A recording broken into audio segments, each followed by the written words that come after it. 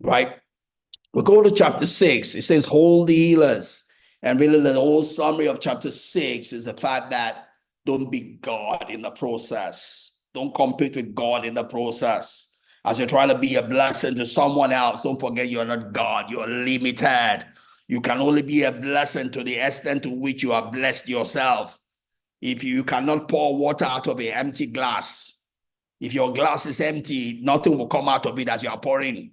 You cannot pour out of an empty kettle. You cannot pour out of an empty glass. There has to be water in the glass. There has to be water in the kettle for you to be able to pour out of it. So make sure there's water in your kettle. Make sure there's water in your glass before you think about pouring to someone else. Take care of yourself. Take care of yourself. Again, I cannot relate this. This came to life for me as I buried my mother here in July of this year. Everything went well because I had taken care of myself. We're able to afford it because we are taking care of ourselves. We had the money to bury my mother. I didn't have to go borrow from people. So everything went well. We're able to rejoice. We're able to celebrate in a frictionless environment because we are taking care of ourselves before that occasion. If we had not taken care of ourselves and there was no money to do the different things that needed to be done, there would have been friction. Things would not have gone well the way they went. What you're sowing is reflected in the day of your harvest.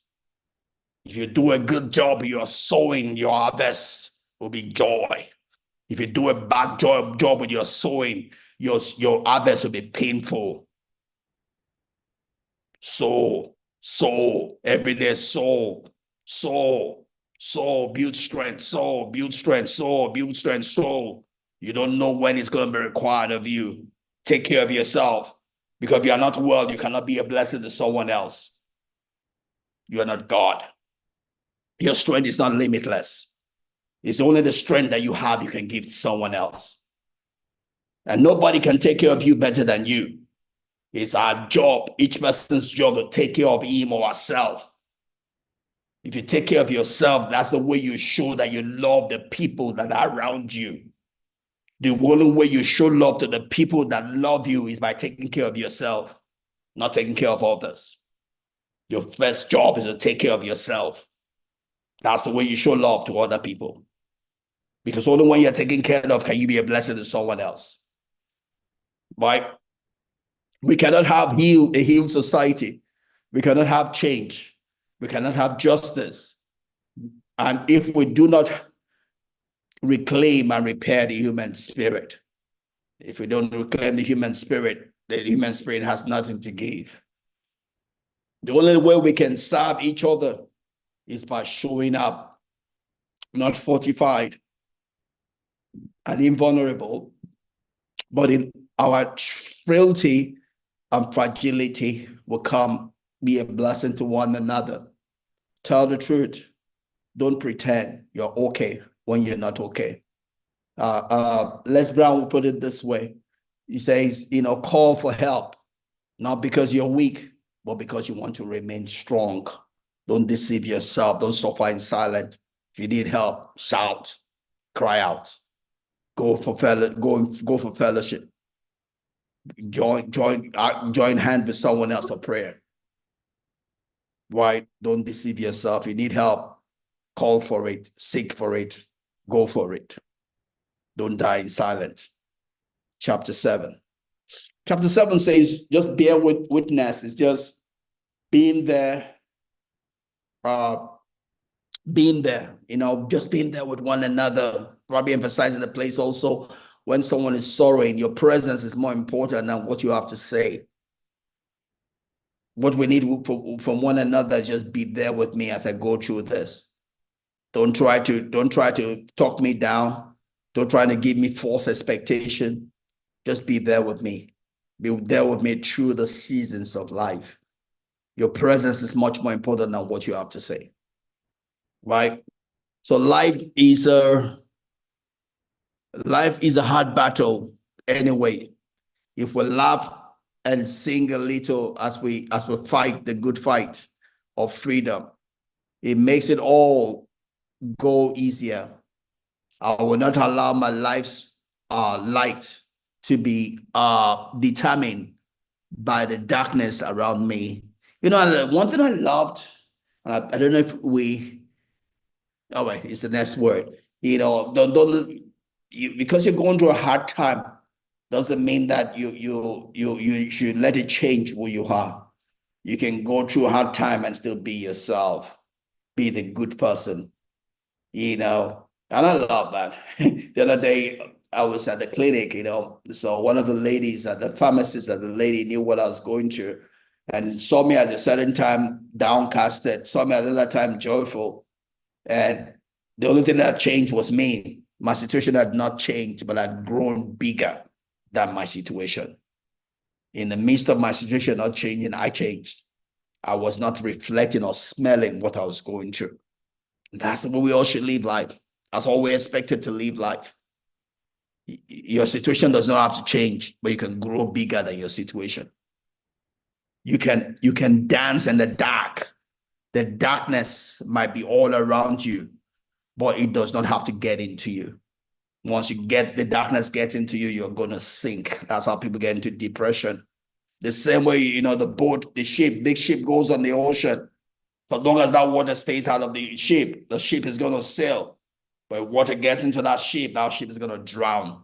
Don't let the darkness get into you. Don't let the sorrow get into you. Yes, something bad has taken place, but don't let that pollute the person that you are. It's life.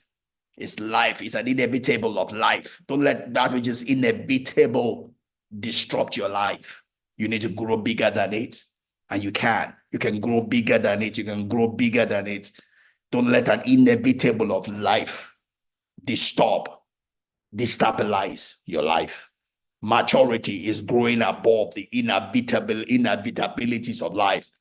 Maturity is expecting them and living above them, through them, not avoiding them.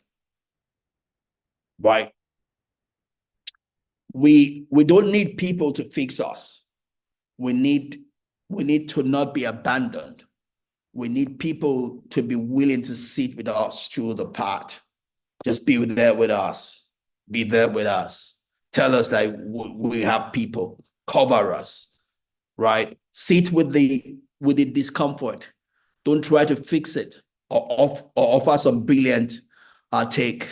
You know, just be present and trust the power of your sacred witness, your sacred presence. And the last chapter and the last slide, we made it. And I think I made it about the 20 minutes I'd said.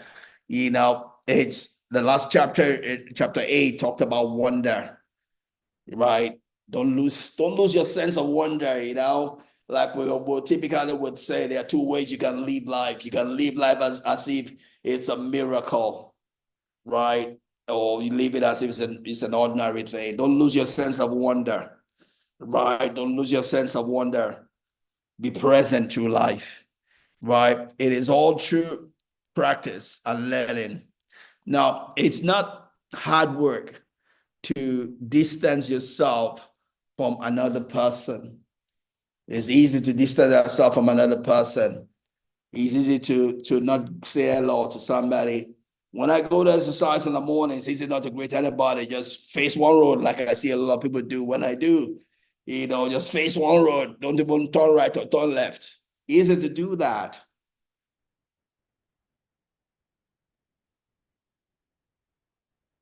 It's difficult not to do that, but that's what we're called to.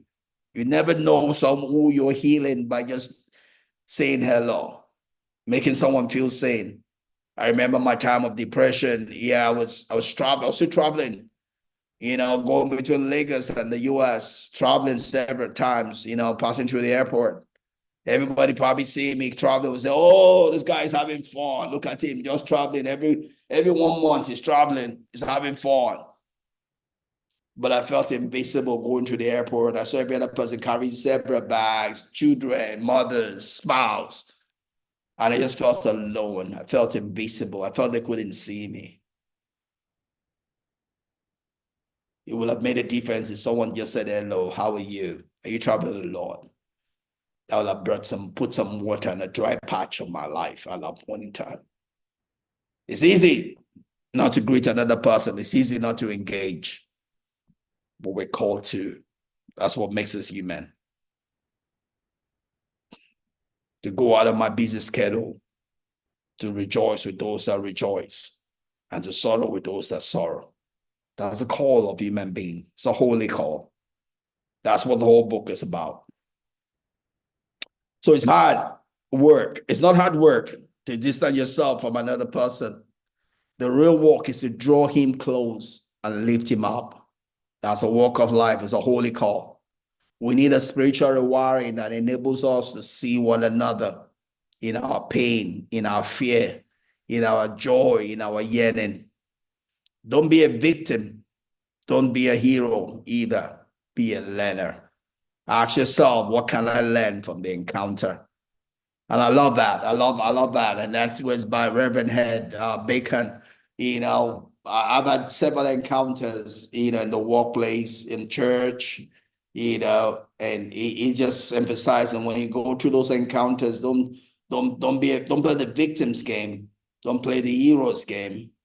I love playing the hero's game, just be a learner.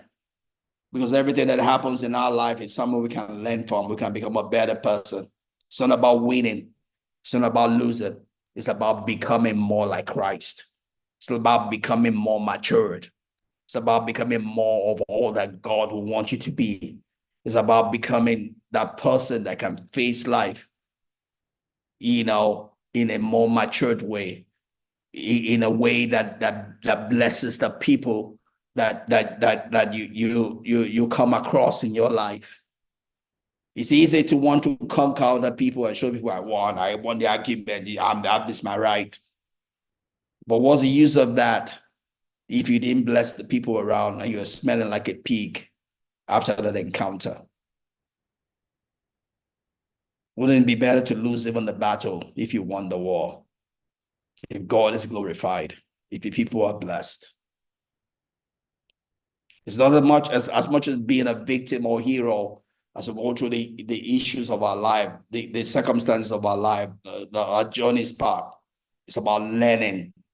It's about becoming a better person. It's about building strength. It's about becoming more like the person we're created to be, to do the work we're created to do. That's what I take from the book, to be a learner through the journey, to be a learner through this time here with you. And I love this time. Thanks for coming along. I see Josh. Thanks for coming. Thanks, my beautiful Egbon Ayo. Thank you. Thanks for spending this time with me. Right. So let's learn through the process of life. Stay at the table and learn. Don't be too much in a hurry to get away, to run away. Learn, endure, learn, tolerate, endure, learn. However, as you do that, protect yourself. I'm also saying you should be in a place where your life is endangered, whether it be your life is endangered physically, psychologically, or spiritually. If it's killing you, you don't want to stay there, right?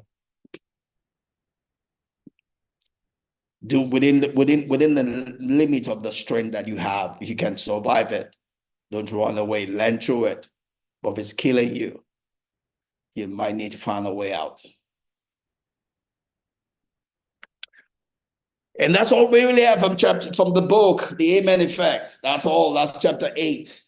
I hope you learned something from it. I learned a lot from it. I'm going to be there for people around me. I'm going to love people. I'm not going to try to win the war, in relationship with people. I'm just going to learn. I'm going to evolve. I'm going to continue to become a better person. I'm going to learn to regulate my emotions.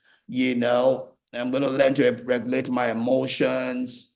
I'm not going to be conquered by life. I'm going to conquer life with good. I'm already practicing that with some issue I'm having in the workplace. The choice between, going head on with someone or people, or just, trusting God and doing my own part. I chose to trust God and do my part, which is pretty much going to the learning game. So I am practicing. This is something I'm practicing and, and living. You know, it's active in my life, and I'm seeing the gains, the reward of it. You know, but that's all. Those are things I've learned from this book, and I'm happy to have learned it and read the book. I hope you did also.